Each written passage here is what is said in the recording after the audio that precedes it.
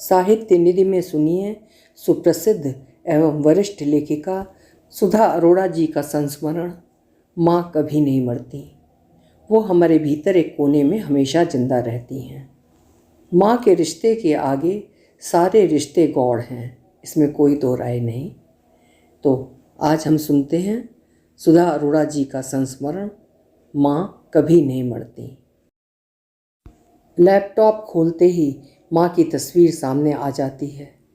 एक दिन कुछ तस्वीरों को खंगालते हुए पता नहीं कैसे ये तस्वीर अचानक मेरे लैपटॉप के स्क्रीन पर वॉलपेपर की तरह स्थिर हो गई। शायद मुझे हर वक्त याद दिलाने के लिए कि मैं यहाँ हूँ तेरे सामने, कलम को रोक मत चलने दे। माँ के साथ साथ याद आता है कोयले का सारा दिन जलता चूल्हा, सारी रात मिट्टी की हांडी में पकती माँ की दाल, राख में धीमी धीमी आंच पर पकती शकरकंदी की खुशबू, तवे पर पानी से चिपका कर तवे को उल्टा कर सेकी जाती रोटियाँ, जिसे हम चुंडी वाली रोटी कहते थे। घर में तमाम बची हुई कतरनों को कांथा सिलकर सजी चादरें, टेबल कवर पर क्रोशिया की झालरें, स्मोकिंग की हुई फ्रॉक। आज से 100 साल पहले भी लड़कियां अपनी क्रिएटिविटी को जिंदा रखने के मंजर ढूंढ ही लेती थीं। मेरे लैपटॉप पर दिखती ये लाहौर की ऊंची पेशानी और बोलती आँखों वाली ज़हीन खूबसूरत कुड़ी वाहे गुरु कौर कलकत्ता की वीणा रानी में कैसे बिला गई, वो एक दंश देने वाली कहानी है। आज की लड़की अपना वैसा हश्र नहीं होने देगी, वो लड़ना जानती है, पर लाहौर की उस कुड़ी ने भी तो अपने हिस्से की लड़ाई अपनी बेटियों के लिए लड़ने में कोई कसर नहीं छोड़ी। माँ यानी हमारी बीजी का जन्म 5 जुलाई 1926 को लाहौर के एक मध्यवर्गीय परिवार में हुआ। नाना सरदार थे। माँ अपनी भाभो और बापू की खास लाडली बेटी थी। उनसे पहले नानी की 3 संतानें पैदा होने से पहले ही गुजर गई थी। जब माँ पैदा हुई तो परनानी ने नवजात बच्ची को माथे से छुआ कर कहा, तेरे ही नाम वाहे गुरु। माँ का नाम ही वाहे गुरु पड़ गया, वाहे गुरु कौर। उसके बाद नानी के एक बेटा और एक बेटी और हुए। माँ से 8 साल छोटी बहन का नाम रखा गया सतनाम। सतनाम और वाहे गुरु का जैसे बहनों का नहीं, माँ बेटी का रिश्ता था। माँ के ज़माने में 15-16 साल की लड़कियों की शादी कर दी जाती थी। अपने 3 भाई बहनों में सिर्फ माँ पढ़ाई में काफ़ी ज़हीन थीं। लाहौर की वैदिक पुत्री पाठशाला से हिंदी में प्रभाकर, वही प्रभाकर की डिग्री जिसे हिंदी के अग्रज आदरणीय रचनाकार विष्णु प्रभाकर ने अपने नाम का हिस्सा बना लिया था, प्रथम श्रेणी में पास कर चुकी थीं और साहित्य रत्न जो MA की कक्षा के बराबर था कर रही थीं।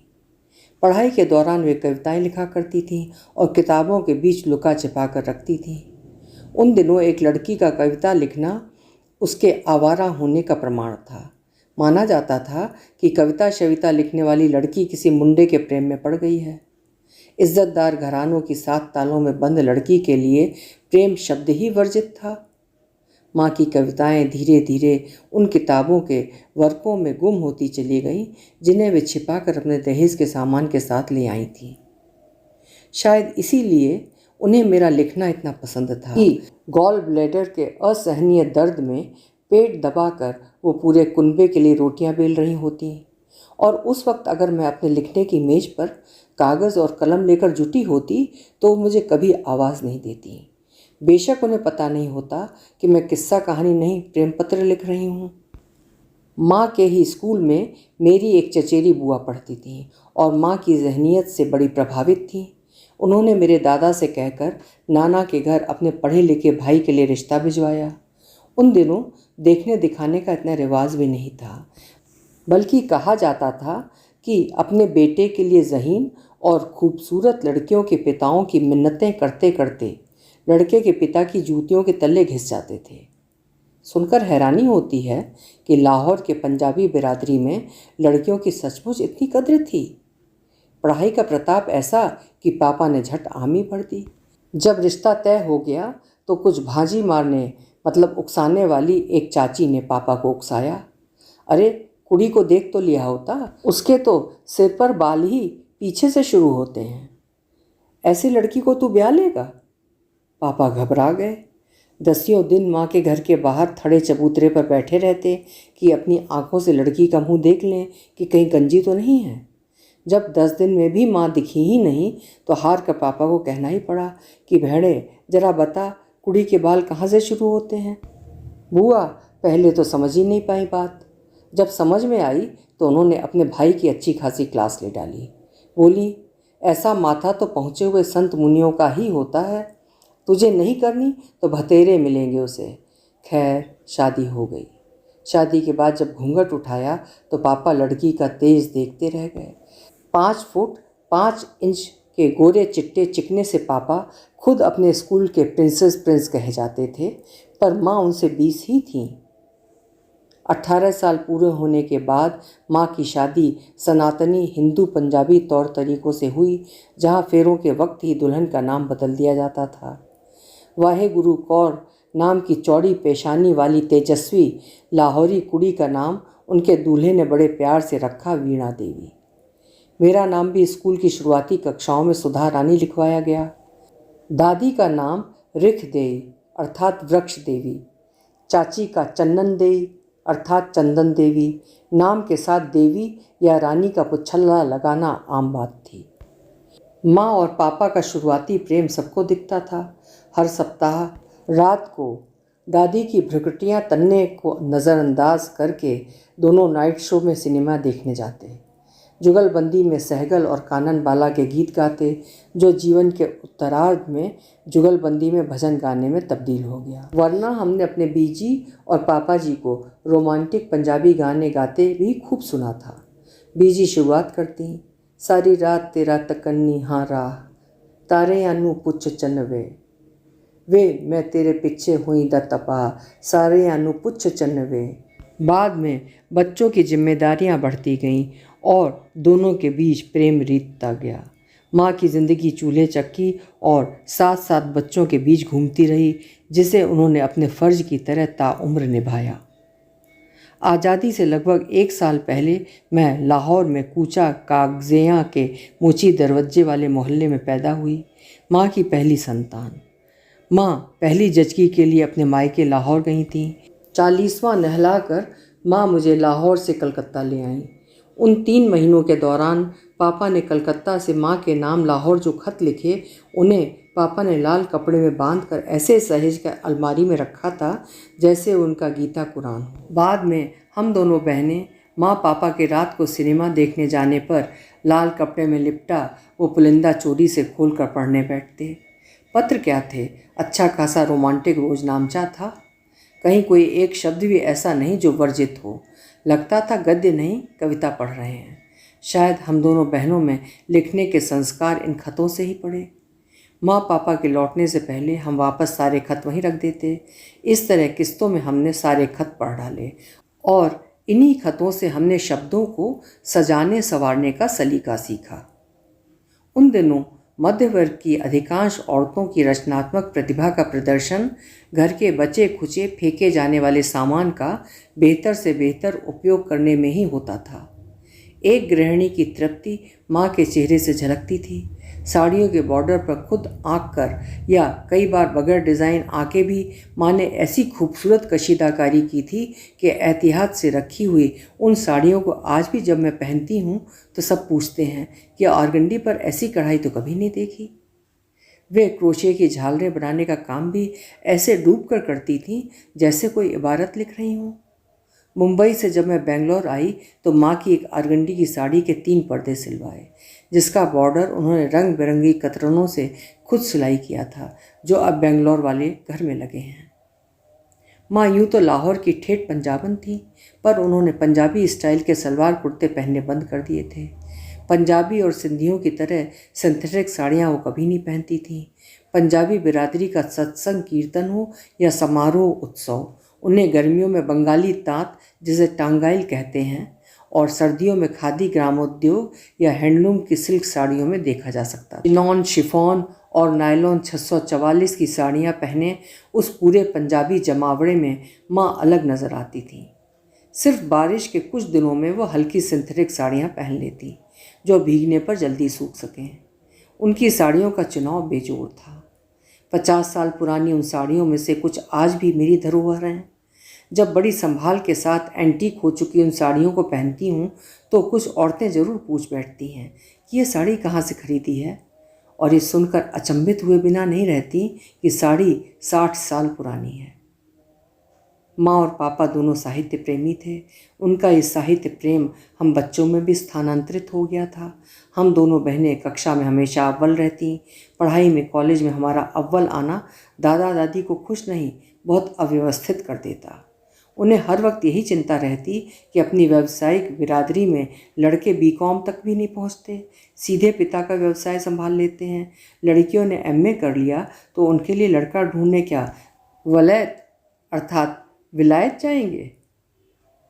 माँ पापा की परेशानी, बूढ़े दादा दादी का दबाव, आखिर मैंने शादी के लिए हामी भर दी। लड़का दिल्ली में था, अपने माँ बाप का इकलौता बेटा और 4 बड़ी बहनों का इकलौता भाई। दादा दादी तो अपनी लाडली पोती के ब्याह के नाम से ही गदगद थे। उस जमाने के दकियानूसी मध्य वर्गीय व्यावसायिक परिवार में लड़की का कॉलेज पास कर लेना शादी के बाजार के लिए एक चमकदार तमगा था, और उसका अपने ही बिरादरी के किसी संस्कारशील परिवार में रिश्ता तय हो जाना गंगा नहाने जैसा। पीएचडी की तैयारी और कॉलेज की लेक्चररशिप के बीच, कॉलेज और लाइब्रेरी की भागदौड़ के बीच शादी की तैयारियां चल रही थीं कि तभी वो लड़का किसी काम से कलकत्ता आया।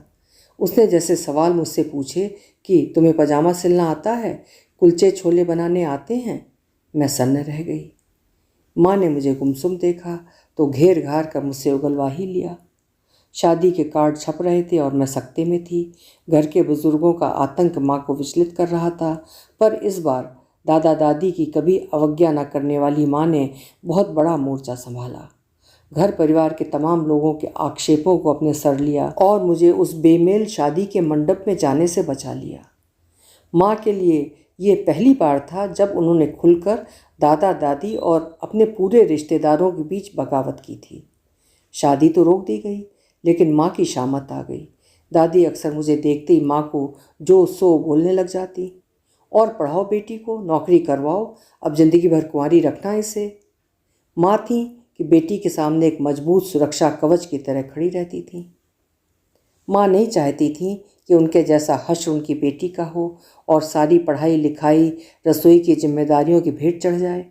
माँ के ज़माने में बहू रानियाँ सिर्फ कहने को रानियाँ थीं, औकात दासियों से बदतर थी। अपनी मर्जी से कोई फैसला लेने की इजाज़त उन्हें नहीं थी। घर में टाइम बेटाइम कितने भी मेहमान आ जाएं, खाना 1-1.5 घंटे में तैयार करना पड़ता था। तब आज की तरह होटलों से पका पकाया खाना मंगवाने का रिवाज नहीं था। आखिर घर में औरत होती किस लिए है? बाहर जाकर मर्द कमा कर लाता है तो इसलिए ना कि खाना समय पर मिले, ढंग का मिले और जितने बंदे नज़र आए सबको मिले। क्या मजाल कि खाने के वक्त कोई आ जाए और रसोई से थाल सज कर ना आए। घर में औरत होने का मतलब ही था रसोई के अक्षय पात्र का कभी खाली ना होना।